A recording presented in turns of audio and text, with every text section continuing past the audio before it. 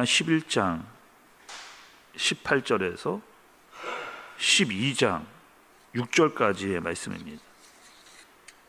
여호와께서 내게 알게 하셨으므로 내가 그것을 알았나이다.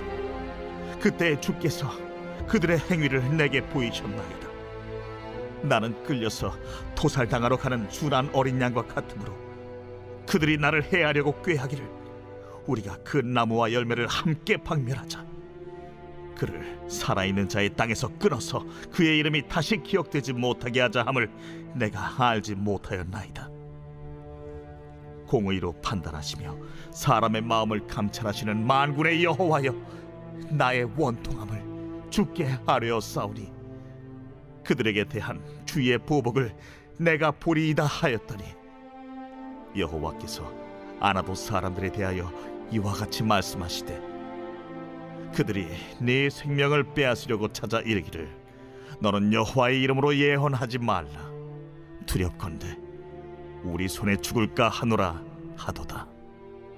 그러므로 만군의 여호와께서 이와 같이 말씀하시니라. 보라, 내가 그들을 벌하리니 청년들은 칼에 죽으며 자녀들은 기근에 죽고 남는 자가 없으리라. 내가 아나도 사람에게 재앙을 내리리니 곧 그들을 벌할 해이니라. 여호와여, 내가 주와 변론할 때에는 주께서 의로우시니이다. 그러나 내가 주께 질문하옵나니 악한 자의 길이 형통하며 반역한 자가 다 평안함은 무슨 까닭이니이까? 주께서 그들을 심으심으로 그들이 뿌리가 박히고 장성하여 열매를 맺었거늘 그들의 입은 주께 가까우나 그들의 마음은 머니이다. 여호와여, 주께서 나를 아시고 나를 보시며 내 마음이 주를 향하여 어떠함을 감찰하시오니 양을 잡으려고 끌어낸 것 같이 그들을 끌어내시되 죽일 날을 위하여 그들을 구별하옵소서. 언제까지 이 땅이 슬퍼하며 온 지방의 채소가 마르리이까?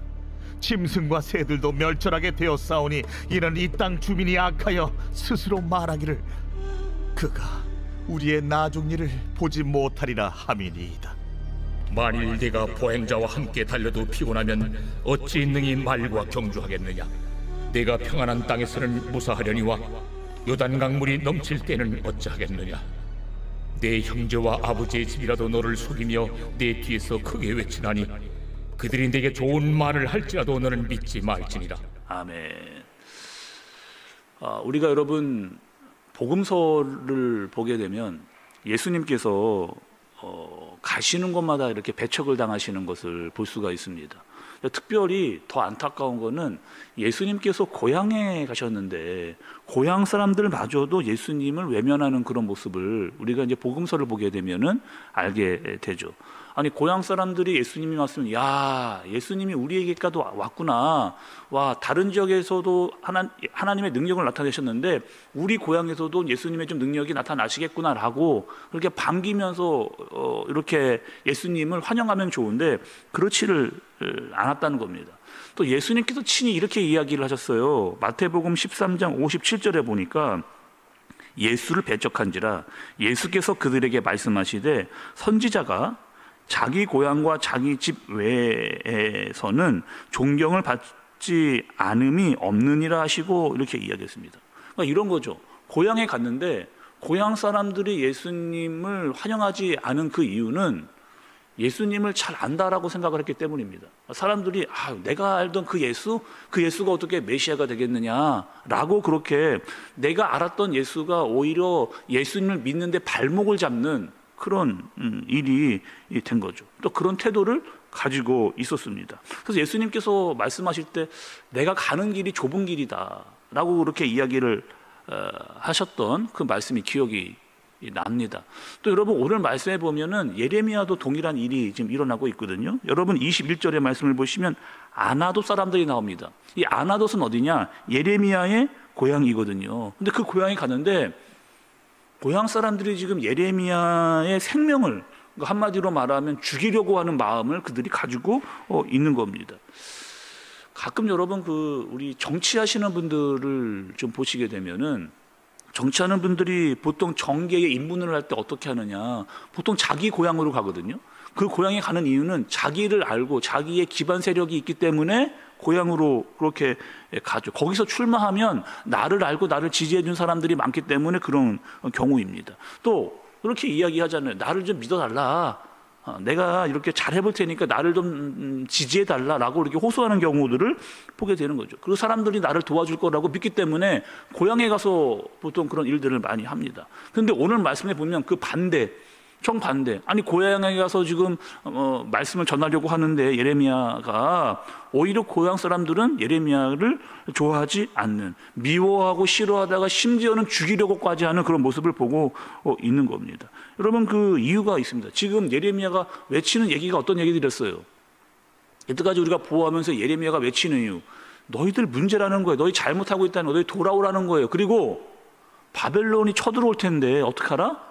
항복하라는 겁니다. 아니 바벨론이 쳐들어오면 싸우거나 대처를 해야 되는데 아니 바벨론에게 항복을 하라? 이런 얘기를 하다 보니까 고향 사람들마저도 예레미야가 어떻게 보이느냐?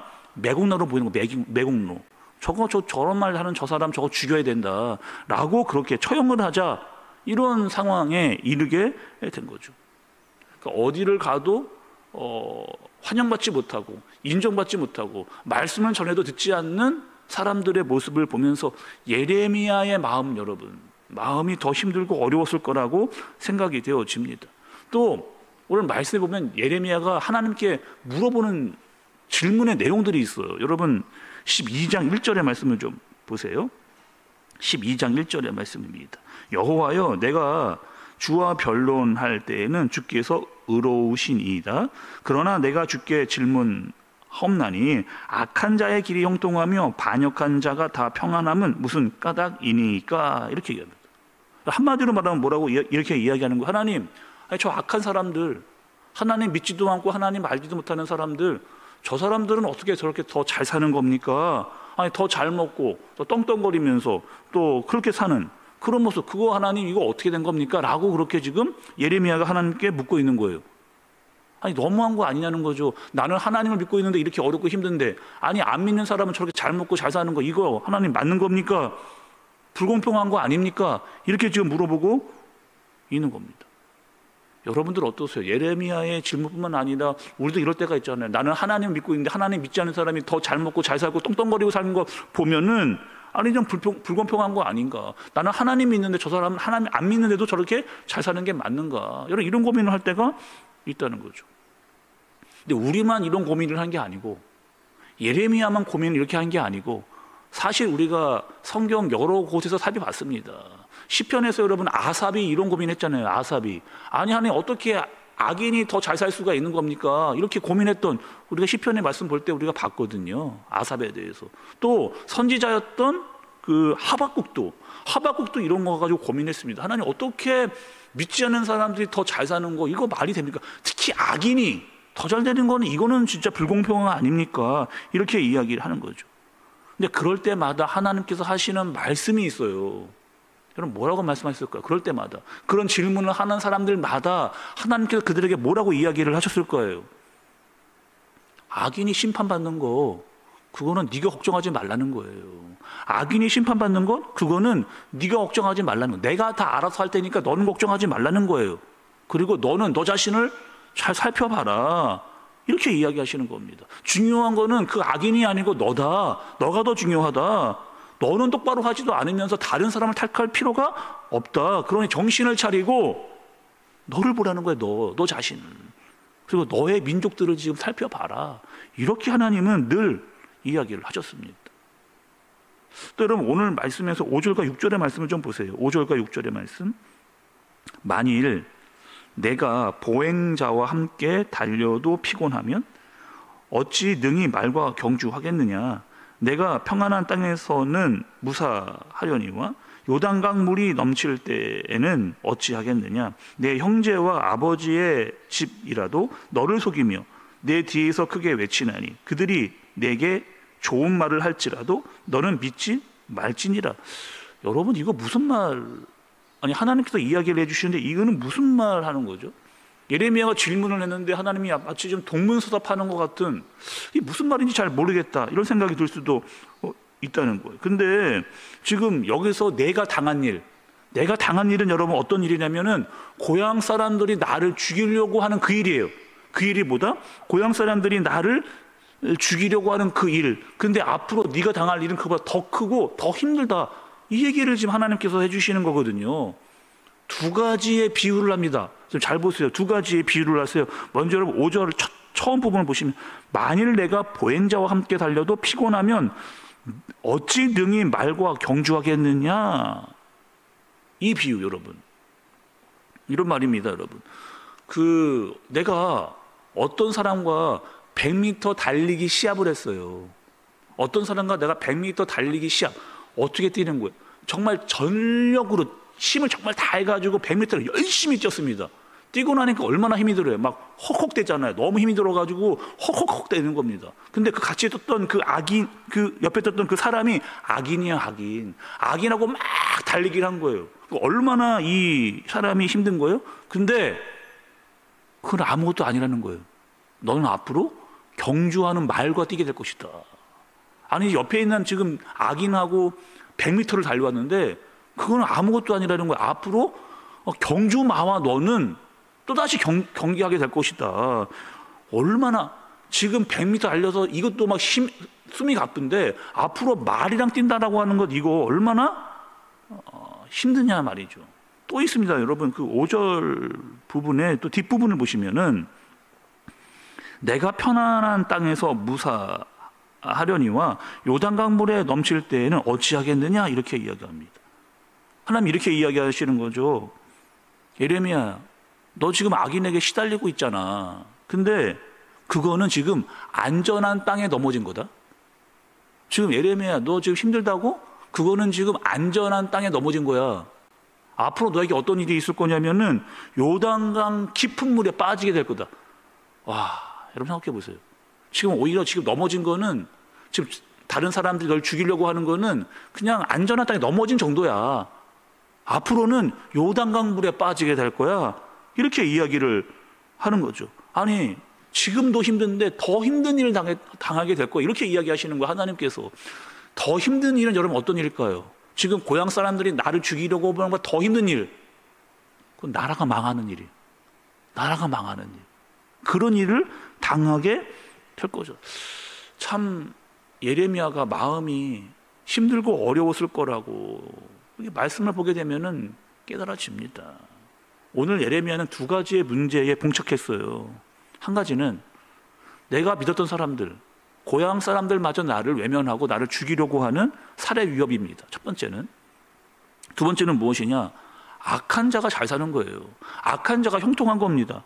근데 그것을 보면서 내 마음이 힘들어진 거예요. 그럼에도 불구하고 너는 너의 갈 길을 가라. 하나님이 이렇게 이야기하시는 거예요. 그리고 지금 너가 당한 상황보다 더 힘든 상황을 너는 만나게 될 거예요. 예레미야를 계속해서 봐왔거든요. 오늘 말씀, 예레미야가 이 말씀을 들었을 때 얼마나 마음이 무거웠을까? 어깨가 무거웠을까?